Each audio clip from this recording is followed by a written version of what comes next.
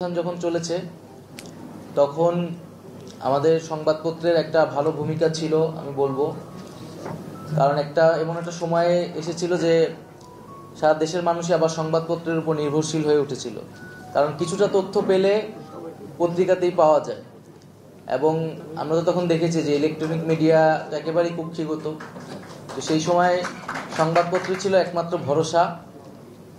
তো আমার ব্যক্তিগত অভিজ্ঞতা যদি বলি, যেদিন আমাকে গুম করা হয় এবং গুম করে ফেলে রেখে যায়, আমি সেদিন কোনো রকমে একটা বাসায় সিএনজি নিয়ে বাসার উদ্দেশ্যে আসি, এবং বাসায় ওঠার আগে আমি কয়েকটা পত্রিকা কিনে দেশের পরিস্থিতিটা কি, সিনারিটা কি সেটা বোঝার চেষ্টা করি। তো এরকম ছিল আর কি পরিস্থিতি, যে আমরা আসলে মনে হয়েছে যে একেবারে আগের যুগে ফিরে গেছি, পত্রিকাতেই একমাত্র খবর। এবং ডিবি অফিসে যখন ছিলাম, কোনো রকমের লুকায় টোকায়া কাউকে বলে ধার করে একটা পত্রিকা কোনো রকম আমরা অল্প সময়ের জন্য নিতে পারতাম, যে দেশের পরিস্থিতিকে একটু বোঝার জন্য। তো এরকম পরিস্থিতির মধ্যে দিয়ে আসলে আমরা গেছি, যে আমি যখন হাসপাতালে ছিলাম, হাসপাতালে আমার রুমে পত্রিকাও ঢুকতে দেওয়া হয় নাই। পত্রিকাকে এত ভয় পাওয়া শুরু করছে তারা তখন, যে আমার রুমে কোনো পত্রিকা ঢুকতে দেওয়া হয় নাই। তো আমি এই জন্য আজকে, যেহেতু আপনারা সংবাদকর্মীরা এবং বিভিন্ন সম্পাদক এসেছেন, তো সেই আন্দোলনের পক্ষ থেকে আমি আপনাদেরকে আন্তরিকভাবে ধন্যবাদ জানাচ্ছি বাংলাদেশের ছাত্র জনতার পক্ষে থাকার জন্য। আবার এর উল্টো দিকও আছে, আমরা জানি যে এই সংবাদকর্মী অনেকেই আন্দোলনের বিপক্ষ ছিল, ফ্যাসিবাদের পক্ষেই তারা কাজ করেছে।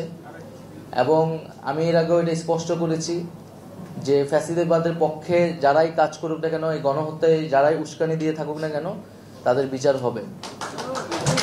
সে সাংবাদিক না, কবি না, সাহিত্যিক, এটা বিবেচনায় আমরা নিব না।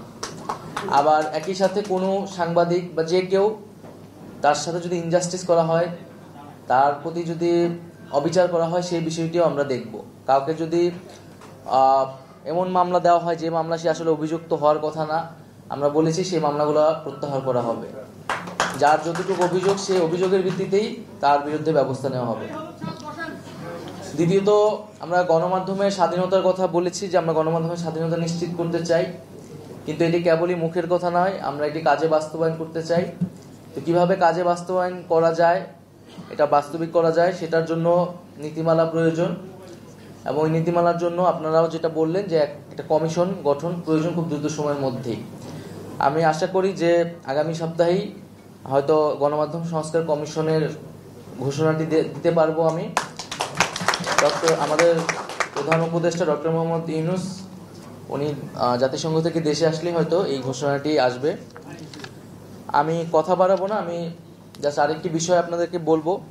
আমরা গণমাধ্যমের স্বাধীনতা চাই অবশ্যই, কিন্তু আমি আপনাদের কাছেই প্রশ্ন রেখে যেতে চাই যে গণমাধ্যমের স্বাধীনতার সীমাটাও বা কতটুকু। আমরা জানি যে স্বাধীনতা মানে আসলে স্বাধীনতা, এখানে কোনো নিয়ন্ত্রণ চলে না। কিন্তু গণমাধ্যমের স্বাধীনতার কথা বলে বা স্বাধীনতার মাধ্যমে কি ফ্যাসিস্টদের পক্ষে প্রচারণা করা যাবে কিনা? গণমাধ্যমের স্বাধীনতার কথা বলে কি ফ্যাসিস্টদের পারপাস সার্ভ করা যাবে কিনা? তো সেই বিষয়টি আপনাদের কাছে প্রশ্ন রেখে গেলাম। আমরা আমাদের দেশ, আমাদের এই যে অভ্যুত্থান, সেইটাকেই প্রাধান্য রেখে, মানদণ্ড রেখেই আমরা সকল স্বাধীনতা কিন্তু নিশ্চিত করতে চাই।